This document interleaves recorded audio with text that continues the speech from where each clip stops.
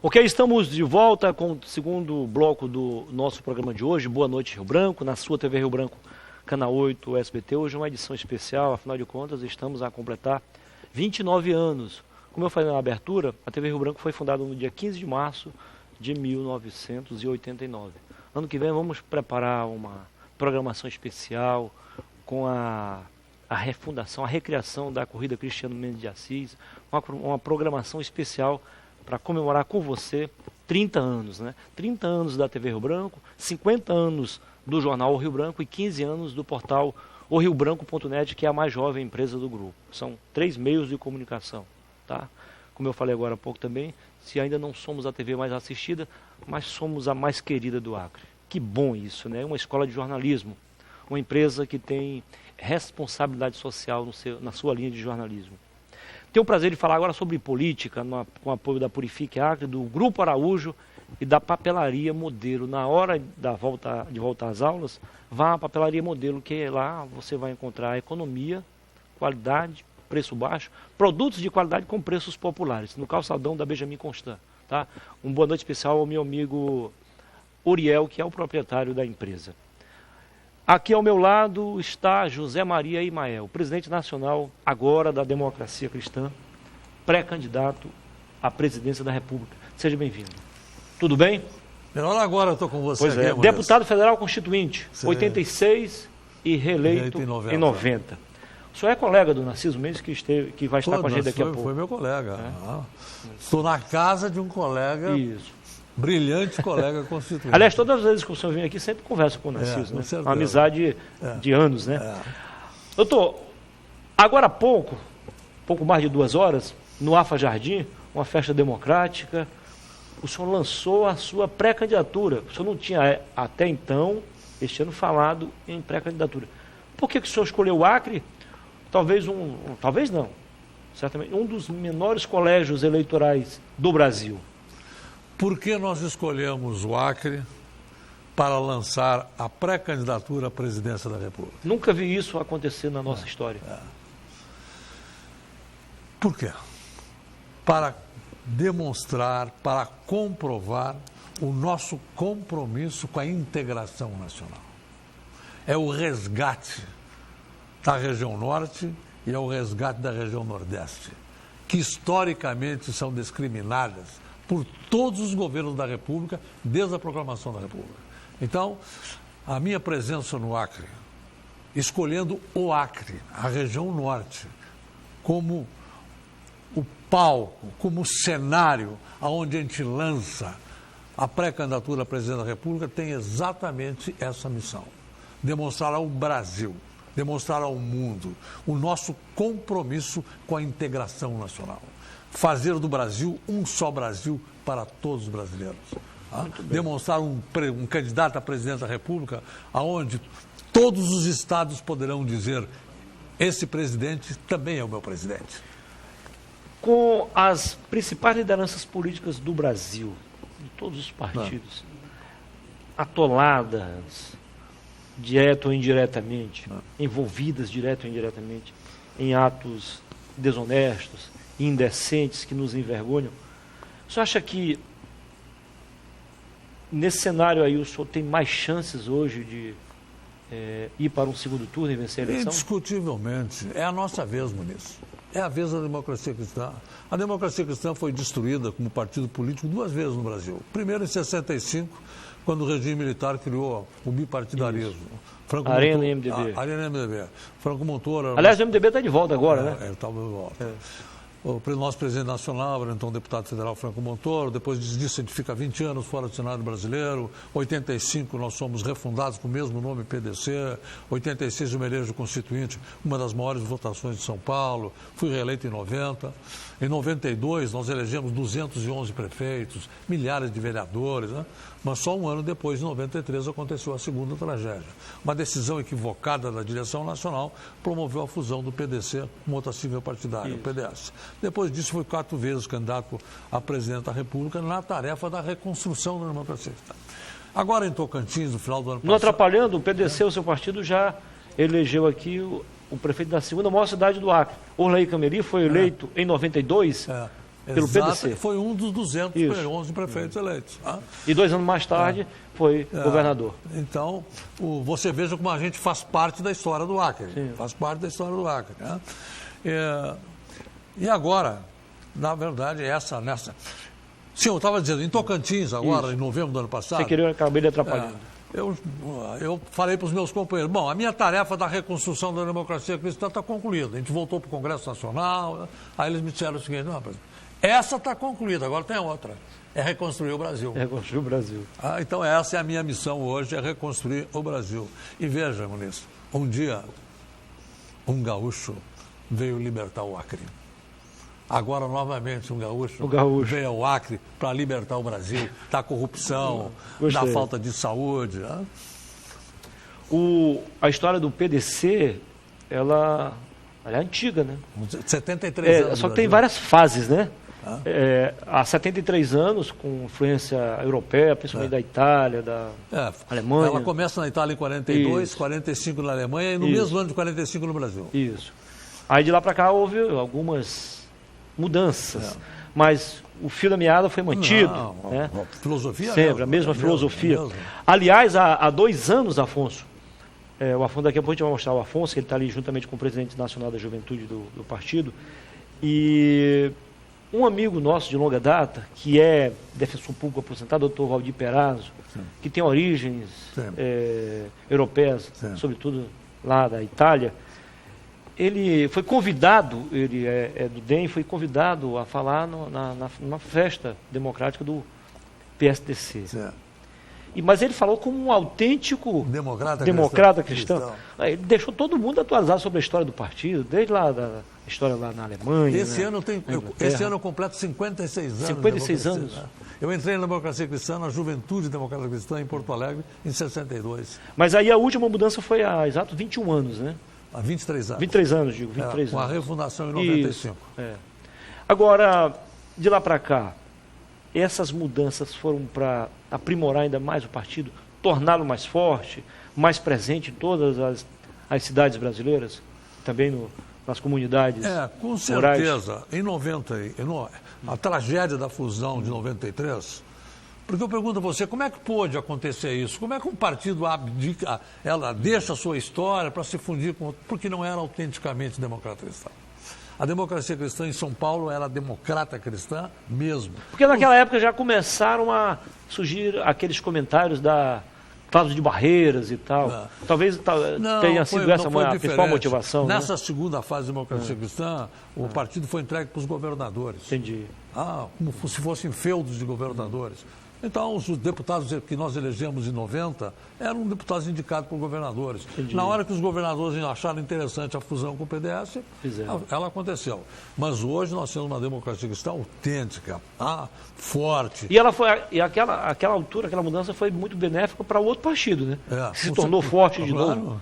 Levou embora 21 deputados federais do PDC. Mas hoje, nós somos uma coisa só no Brasil todo. Uma vez, lá em Boa Vista, um companheiro do Acre me perguntou, presidente, sabe o que nós somos? Eu falei, eu sei, nós somos um partido de compromisso com a família.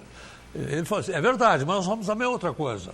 Sim, nós somos um partido que tem uma história muito forte, 2 vezes destruído, nós não nos curvamos, permanecemos leais aos nossos princípios. Ele, sim, presidente, é verdade, mas nós somos outra coisa. Aí eu falei, então, meu companheiro, fale logo que outra coisa nós somos. Aí o Moisés fez assim com as mãos. Nós somos uma onda. Quando essa onda se move, todos nós nos movemos juntos. E vai chegar o momento em que essa onda será tão forte que nada mais vai poder suportar. E é esse o momento, senhor? Esse é o momento.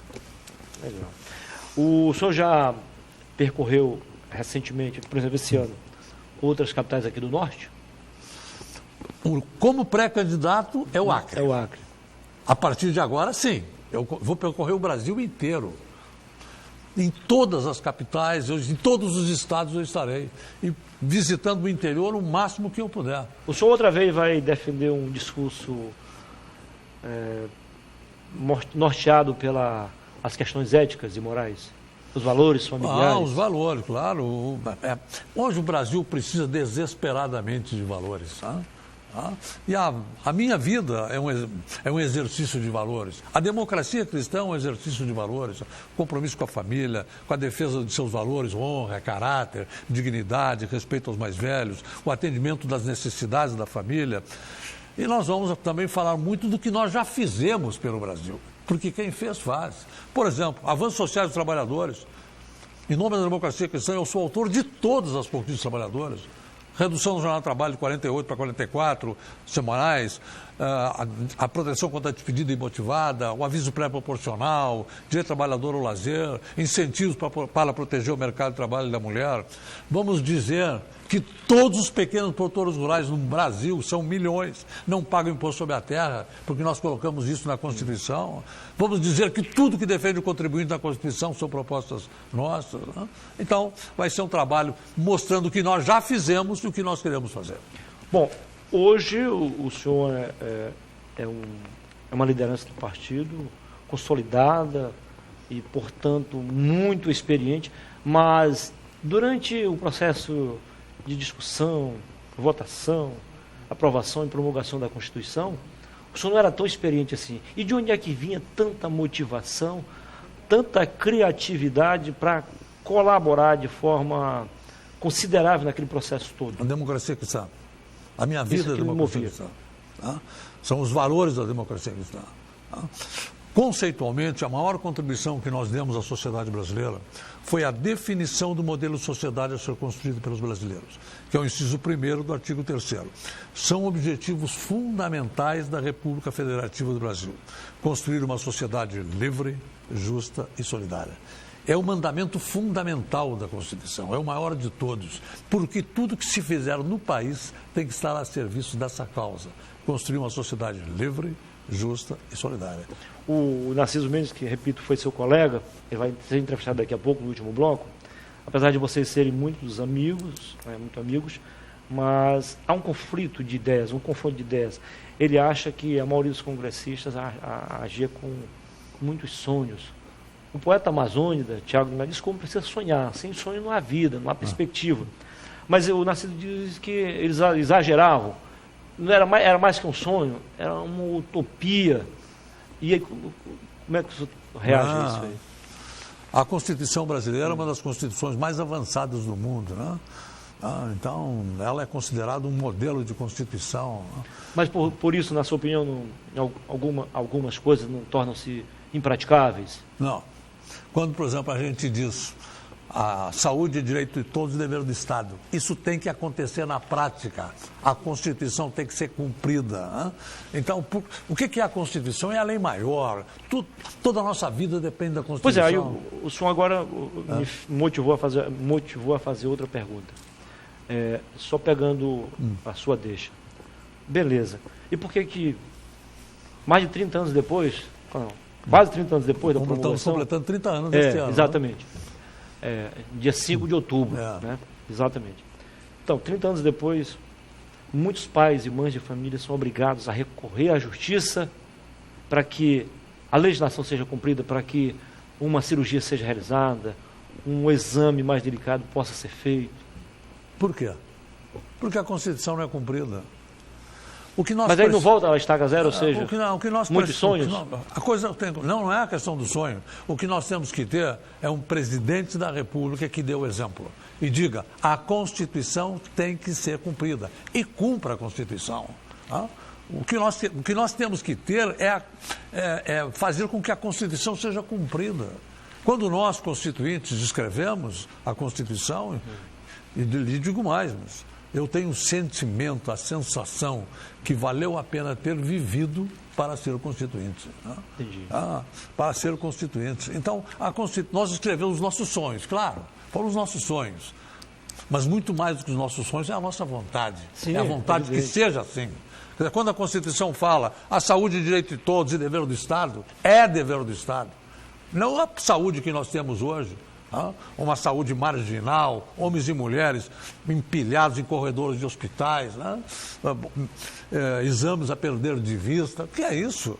É isso. Enquanto isso, você tem a corrupção correndo à solta. É verdade. Nós temos aí algumas reformas em curso, outras já foram feitas, como a trabalhista, não era como o governo queria, nem como os trabalhadores sonhavam. Temos aí... E aí está a falta de diálogo. Sim, claro. Quer dizer, essa reforma trabalhista ela tinha que ter sido feita num processo de diálogo. Do governo com o Congresso, o Congresso com os trabalhadores. A Previdência da mesma coisa? Sim, a Previdência, por exemplo, deram uma parada agora. Mas aí, o senhor defenderia também reformas na própria Constituição? A Constituição já prevê a possibilidade... Está lá nas disposições transitórias, né? Ela prevê a possibilidade, já como disse o Ulisses Guimarães, a Constituição não é perfeita. Tá? Alterá-la, ela poderá sim. ficar... Alterá-la, sim. Negá-la, nunca. Traidor da Constituição é traidor da pátria. Claro. Olha essas palavras de Ulisses Guimarães. Traidor da Constituição é traidor da pátria. Então, é que ela pode se alterar para ser melhorada, não tem dúvida nenhuma.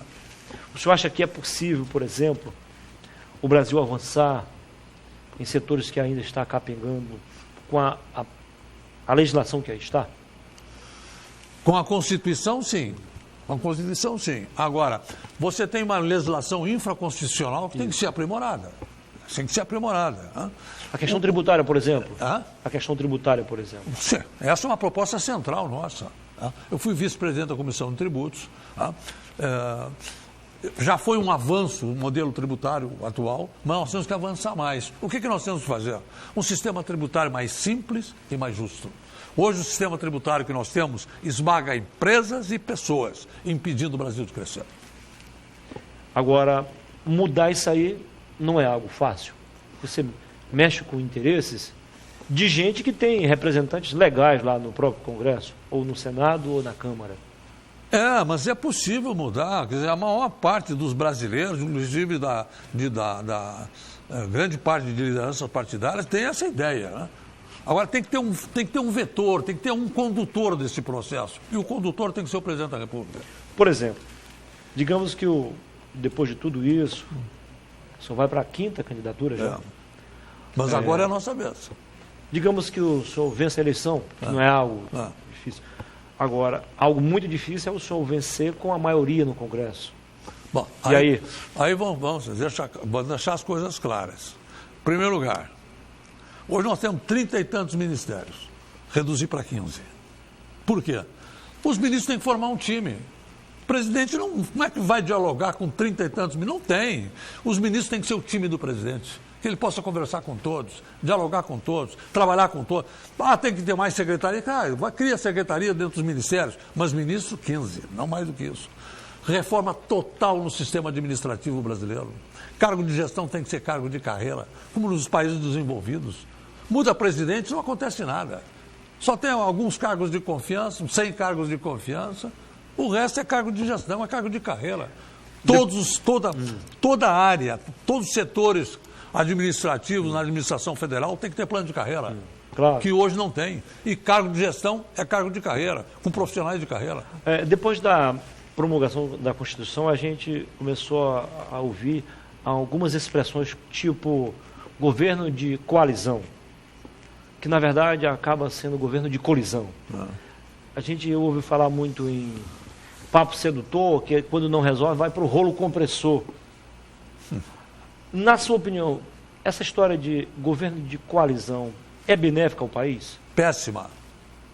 Qual é a nossa visão? A separação de poderes. São 3 os poderes: o executivo, o legislativo e o judiciário. O executivo governa. O legislativo legisla e fiscaliza. E o judiciário julga. Não vou credenciar nenhum partido político indicar ministro. Só que hoje quem está legislando é o judiciário? Por omissão do legislativo. O senhor acha que é assim? Com certeza. Com certeza. Então, por exemplo, quem vai escolher os ministros? O presidente da República. Não é indicação de partido. Os partidos, missão do parlamentar é legislar e fiscalizar. Missão do judiciário, julgar. Missão do executivo, governar.